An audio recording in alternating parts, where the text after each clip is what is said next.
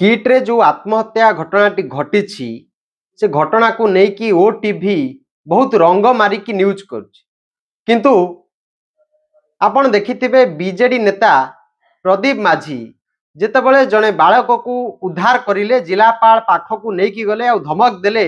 जदि ये पिलार किछि भी हैला से जिलाटा को जालीदेवे और जोठी मंत्री नित्यानंद गंड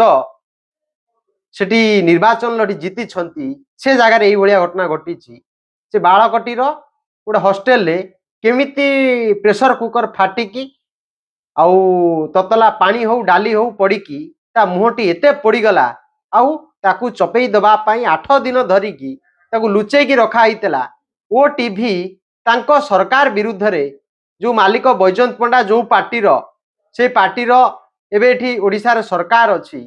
से सरकार विरुद्ध रे हो मंत्री विरुद्ध रे हो बा से हॉस्टेल रे घटिथिबा घटना को नेकी केते थर डिबेट करछि मु पचारिया को चाहूछि बैजयंत पंडा केते थर निर्देश देछि जे नवरंगपुर रे जो निंदनीय घटनाटी घटिला 8 दिन धरिकी जड़े अधा पड़ी जाइथिबा ना बालकटी को सेठी लुचेकी रखा गला आदिवासी बालकटी को से विषय केते थर डिबेट करिबा पाई एमती न्यूज करिबा पाई बैजयंत पंडा निर्देश देइछन्ती दया करके दम अछि जवाब रखନ୍ତୁ।